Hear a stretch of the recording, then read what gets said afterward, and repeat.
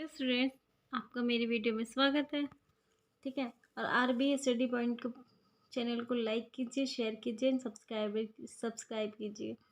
देखिए, मैं आपको मैथ्स बिल्कुल स्टार्टिंग से एक एक चैप्टर एक एक पॉइंट बहुत अच्छे से ही कराने वाली हूँ। ठीक है, चाहे वो डीएलएड के स्टूडेंट्स हो, यूपी टेट के स्टूडेंट्स हो या सुपर टेट के स्टूडेंट्स हो। और हाँ, ये जो मेरी जो सीरीज़ है ना मैथ्स की, वो स्पेशली जो बच्चे बहुत वीक होते हैं ना उन बच्चों के लिए है। ठीक है। देखिए, हमारा आज का चैप्टर क्या है, एचसीएफ। एलसीएम में मैंने काफ़ी सारी वीडियोस कराई है, तो लगभग एलसीएम मैंने कंप्लीट करा दिया। अगर कुछ क्वेश्चन रह भी गए तो मैं उनके शॉर्ट वीडियोस के थ्रू या फिर रिवीजन टेस्ट में उनको कंप्लीट करा दूंगी। देखिए, महत्तम समापवर्तक ज्ञात करने की विधि यानी कि एचसीएफ फाइंड करने की विधि। एचसीएफ मतलब हायर कॉमन फैक्टर। जहाँ भी बड़ी से बड़ी, जहाँ भी बड़े की बात होगी वहाँ का क्या निकालते हैं हम, एचसीएफ। और जहाँ छोटे की बात होगी वहाँ क्या निकालेंगे, एलसीएम। ठीक है। तो इसको दो विधि होती है इसकी, गुणनखंड विधि, दूसरा भाग विधि। सबसे इजी इसमें भाग विधि होती है, लेकिन जो डीएलएड के बच्चे होते हैं ना उन्हें मेथड आना ज़रूरी है, क्योंकि एग्जाम में कभी कभी भाग विधि से कह देता है करने के लिए, कभी कभी गुणनखंड विधि, और विधि पे उन्हें मार्क्स दिए जाते हैं। पर जैसे UP TET super TET students होते हैं उन्हें विधि मैटर नहीं करती, उन्हें सिर्फ आना चाहिए, वो किसी से विधि से भी कर सकते हैं। ठीक है। फर्स्ट है गुणनखंड विधि। गुणनखंड विधि मतलब अपवर्तक। अपवर्तक मैंने बताया कि कोई भी नंबर वो किस किस के टेबल में आता है। ठीक है। तो सबसे पहले हम गुणनखंड विधि से महत्तम समापवर्तक ज्ञात करेंगे। ठीक है, थ्योरी नहीं पढ़े, डायरेक्ट क्वेश्चन पे आते हैं।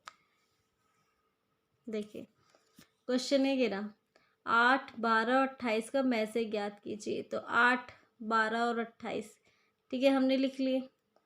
ठीक है, इसके बाद देखिए 8 किस किस के टेबल में आता है, 1 के में आता है, 2 के में आता है, 4 के में आता है, 8 के में आता है।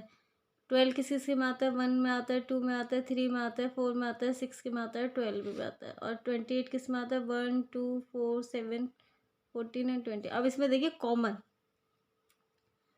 4 कॉमन है। ठीक है। तो में से क्या हो गया आपका, क्या हो गया, 4। क्या हो गया, 4। ठीक है। अगर यहीं पे लेसे की बात होती तो जो कॉमन है उसे एक बार ले लेते, बाकी सबको ले लेते। ठीक है, सही है। पर ठीक है, देखिए और सेकंड मैटर देखिए,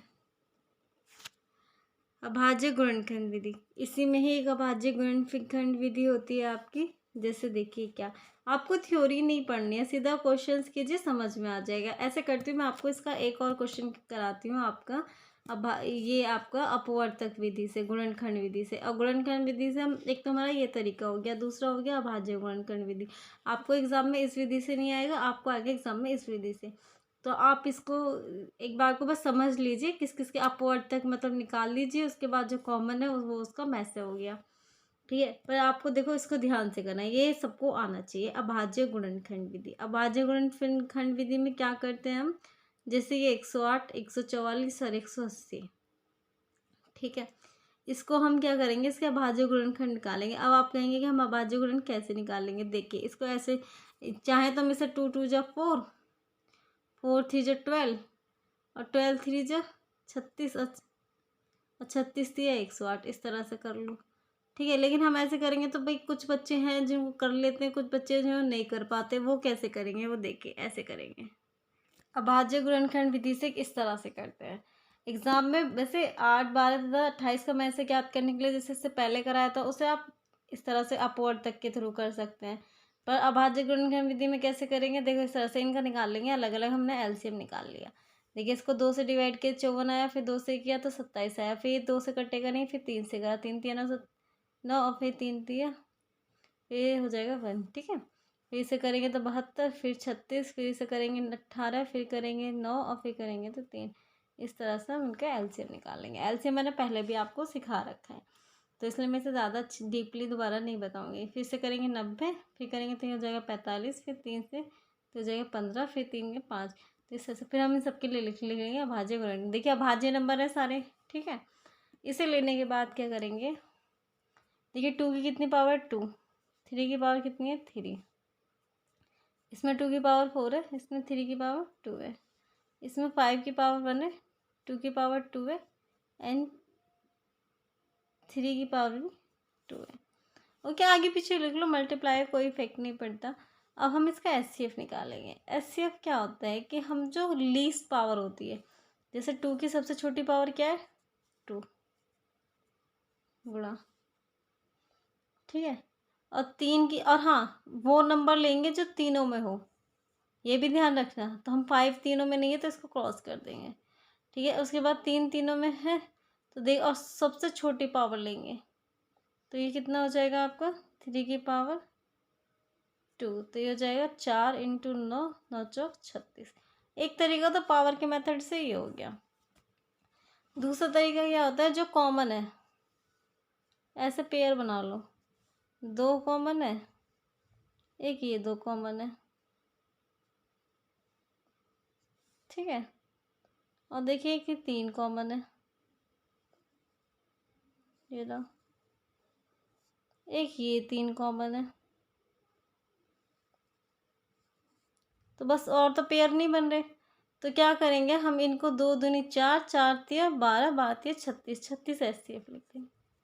आगे एक तरीका इस तरह से पावर के रूप में करना चाहते हो तो जो समझ में आ रहा है आपको, अगर पावर का समझ में आ रहा है तो पावर से कीजिए, पेयर बना के इस तरह से आ रहा है तो इस तरह से कर लीजिए, ठीक है।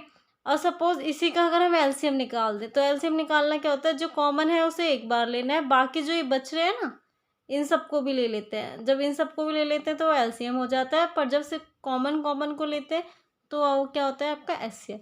ये होती है आपकी अभाज्य गुणनखंड विधि। आई थिंक सबको समझ में आ गई होगी, बिल्कुल एलसीएम की तरह, कुछ अलग नहीं है, बस जो कॉमन है वही लेना है, एक्स्ट्रा नहीं लेना। और एलसीएम में क्या करते थे हम, कॉमन वाला तो लेते ही थे, बाद साथ में एक्स्ट्रा भी ले लेते।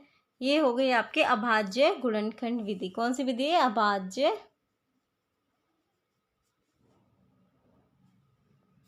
ये है हमारी अभाज्य गुणनखंड विधि। क्या निकाल रहे हैं हम इससे, एचसीएफ। आई थिंक आप सबको बहुत अच्छे से समझ में आ गई होगी। कुछ नहीं करना, बस एलसीएम लेना है, इसके बाद इनके अभाज्य गुणनखंड लिख देना है, उसके बाद देखना कॉमन, ठीक है। अगर एलसीएम भी मैंने साथ के साथ रिवाइज करा दिया। इसके बाद सेकंड विधि है आपकी भाग विधि। ये सबसे ईजी विधि है, मुझे लगता है इससे बेस्ट मेथड एचसीएफ का कोई नहीं है, ठीक है। तो एचसीएफ के लिए भाग विधि सबसे बेस्ट है, ठीक है। तो पहला क्वेश्चन देखिए, इसमें 124 को 305 का, सॉरी 124 और 305 का महत्तम समापवर्तक ज्ञात करो। तो हम इसका 124 और 305 का महत्तम समापवर्तक ज्ञात करते हैं। कैसे करते हैं देखिए, भाग विधि, थ्योरी मत पीजिए, पढ़िए, डायरेक्ट क्वेश्चन कीजिए, ठीक है। तो हम क्या करेंगे, देखिए क्वेश्चन हमारा है, ठीक है। तो देखिए 124 और 305 का हम कैसे निकालेंगे, 124 को 305 से करेंगे हम डिवाइड, ठीक है। जब इसको डिवाइड करेंगे तो ये कितनी बार में जाएगा, 2 बार में, तो आ जाएगा आपको 248। फिर इसको क्या करेंगे, आप सब्ट्रैक्ट करेंगे। सब्ट्रैक्ट करने के बाद ये हो जाएगा, 15 में से 8 गए तो 7, हमने इसमें कैरी से ले ली थी, तो ये 9 बचा, 9 में से 4 गया तो 5, और ये बचा 2, 2 में से हो गया 0। इसको लिखने की कोई इतनी खास ज़रूरत नहीं है, ये तो सबको आता है यहाँ तक। इसके बाद क्या करते हैं, जो ये नंबर होता है ना, इसको हम इधर ले आते हैं, ठीक है। और ये तब तक इस तरह से चलता रहता है जब तक हमारा पूरा डिवाइड नहीं हो जाता। इसको 2 बार में होगा तो ये हो जाएगा 114, ठीक है। 57 2 जा 114, तो ये 4 में 4 गया 0, 2 में से 1 गया 1। अब उसको फिर ये वाला नंबर, ये जो नंबर है ये यहाँ आ जाएगा 57, इसके 10 पंजे 50, बचा कितना 7, इसके बाद 10 करेंगे तो 7 1 जा 7, देन क्या आ जाएगा 3, फिर 7 को हम यहाँ ले आएंगे तो 3 2 जा 6, ये बचा 1 3, तो ये इसका आंसर क्या आएगा आपका 1। तो इसका एचसीएफ यानी कि में से क्या आया इसका 1, ठीक है। आप इस क्वेश्चन की प्रैक्टिस कीजिएगा कई बार, ठीक है। इसके बाद देखिए, ये तो था 2 संख्याओं का में से, ठीक है। और उसके बाद हम निकालेंगे 3 संख्याओं का में से। नेक्स्ट देखिए 45 85 तथा 115 का में से ज्ञात करिए। उसमें हमने 2 संख्याओं को निकाला था, इसमें हम 3 संख्याओं को निकालेंगे।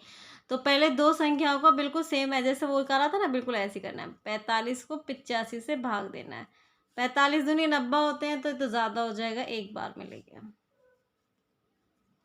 5 5 0, ये बचा 4, ये हो गया 40। मैंने क्या, इस नंबर को फिर हम यहाँ ले आते हैं, ठीक है भाई, 40 एकम 40, ये कितना बचा 5, ये 4 में 4 के 0, फिर इस 40 को हम कहाँ ले आएंगे, यहाँ ले आएंगे भाई। ओके, 5 8 जा 40, इट्स सो सिंपल। तो मतलब दो संख्या का निकालने के लिए बोलता तो हमारा आंसर क्या हो जाता 5। अब हमें तीसरी संख्या दी हुई है, अब तीसरी संख्या क्या करेंगे, जो आया है ना हमारा, ये जो नंबर आया है लास्ट में निकल के, इससे इसको करेंगे डिवाइड। ठीक है, 5 5 1 जा 5, 5 2 जा 10, ये 1। अब आप सोचोगे कि इस 1 से हम इस 5 को, नहीं नहीं ऐसा नहीं करेंगे क्योंकि अभी यहाँ बच रहा है। अगर ये नहीं बचता होता तो हम यहाँ से नंबर ले लेते, पर हमारा ये 5 बच रहा है तभी इसको करेंगे। तो 5 3 जा 15, तो हमारा यहीं पे पूरा क्रॉस हो गया। मतलब क्या आ गया, ये आंसर नहीं होता एचसीएफ में, एचसीएफ में ये आंसर होता है। तो एचसीएफ यानी कि में से कितना आ गया हमारा 5, तीन संख्याओं का में से हो गया 5। एक तरीका तो ये, एक मैं आपको शॉर्टकट तरीका बताती हूँ एचसीएफ निकालने का, जो शायद ही आपको किसी ने बताया हो। देखिए 45 को हम 85 से करेंगे डिवाइड, तो कितने 1 बार में जाएगा, तो ये हो जाएगा 45, तो ये हो जाएगा 5 5 से 0 40। ठीक है, अब हम क्या, जब एक टर्म कर लेते हैं ना, एक बार करने के बाद जब तीसरी संख्या गिवन हो तो यहाँ पे डायरेक्ट तीसरी संख्या ले लो, इससे बेटर कुछ नहीं है आपके लिए। अब देखिए आंसर वही आएगा, 40 दूनी 80, ये 5 बचा, ये 11 में से 8 गया तो 3 35, अब यहाँ आ जाएगा 40, तो ये कितना हो गया 35 से कम 35, तो बचा कितना 5। अब इस 35 को हम यहाँ उतार लेंगे, तो जाएगा 5 7 35, तो आंसर यहाँ भी कितना आ गया 5। मतलब इसमें सिर्फ इतना फर्क है, हमें 2 डिवाइड ना करके एक ही डिवाइड से काम चल जाता है।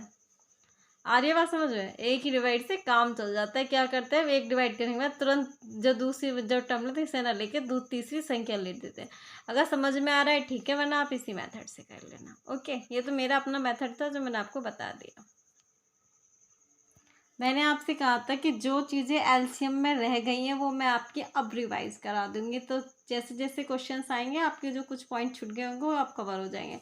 देखिए अब इसने बोला है 1.6 एंड 0.24 का महत्तम समावर्तक ज्ञात कीजिए, तो हम क्या करेंगे 1.6 लिखेंगे, यहाँ लिखेंगे 0.24। पहले इनके पॉइंट्स को हटाएंगे, तो ये कितना हो गया 100, कि पॉइंट के बाद 2 नंबर है तो 2 0, इसमें पॉइंट हटाएंगे तो पहले 1 लिख, पहले तो 1 लिख दिया करो पॉइंट हटाते ही। उसके बाद देखो पॉइंट के बाद कितने नंबर है, 1, तो ये हो जाएगा 10, तो ये हो जाएगा 16/10, और ये हो जाएगा 24/100। ओके, इतना समझ में आया। अब हमें क्या निकालना है में से, तो जब हम इस तरह से में से निकालते हैं ना, तो एक तरीका होता है कि 16/10 एंड 24/100, जो पूछा है वो ऊपर वाले का निकाल दो, ठीक है, और नीचे वाले का ले से निकाल, जो पूछा है वो ऊपर वाले का निकालना है। और सपोज इसमें ले से दिया होता तो ऊपर वाले का ले से निकाल देते, नीचे वाले का में से। आज हम 16 और 24 का में से निकालेंगे, तो कैसे निकालेंगे, 16 से 24 को डिवाइड करेंगे तो हो जाएगा 16 एकम 16, तो 16 में से 14 में से 6 गए तो कितने बचे भाई, 4 में से जाएंगे नहीं, कैरी ले लेंगे, तो 14 में से 6 गए तो सॉरी बोरो ले लेंगे, तो 14 में से 6 गए तो 8, ये 16, तो 8 दूनी 16, तो इसका में से कितना आ गया, यानी कि ऊपर तो आ गया हमारा 8, और नीचे ले से अब 10 और 100 का निकाल लो भाई, ले से 2 5 जा 10, और ये 50 हो गया, और सीधा 5 ले लो, 5 1 जा 5 10, और 2 ले लो, 2 5 जा 10, और देन 1, तो हो जाएगा 5 2 जा 10, 10 2 जा 20, और 25 जा 100, तो ये जाएगा 100 आ जाएगा नीचे। अब इसके बाद क्या करते हैं, या तो आंसर यहीं छोड़ दो, पर अगर ऑप्शन में कभी कभी क्या पॉइंट में मांगता है, और जब पॉइंट में मांगता है तो 100 से 8 को डिवाइड करेंगे, पॉइंट लगाओ, एक 0 बढ़ा लो, फिर ना जाने के 0 लगाओ, फिर तो हो जाएगा 0.800 आ जाएगा, तो हो जाएगा 0.08। एक तरीका तो डिवाइड करने का हो गया, दूसरा तरीका वही जैसे पॉइंट हटाते हैं उसी तरह से लगा, 2 0 है तो पॉइंट कितना आएगा, 2 अंक से पहले आ जाएगा, और 2 अंक हमारे पास 1 अंक की अंक है। देखो इस तरह से करते हैं, पहले क्या करते हैं पॉइंट लगाते हैं, पॉइंट के बाद देखते हैं कितनी 0 है, 2 0, 2 ऐसे डैश बना लो, तो लास्ट में तो हमें नंबर लिखना होता है, अब जितनी जगह बचती है वहाँ 0 लगा देते हैं, एक तरीका तो ये हो गया पॉइंट का। ठीक है, आई थिंक आपको ये चैप्टर अच्छे से समझ में आया होगा। मेरी वीडियो आपको अच्छी लगी होगी, प्लीज़ इसको लाइक कीजिए, शेयर कीजिए एंड सब्सक्राइब कीजिए। Thank you.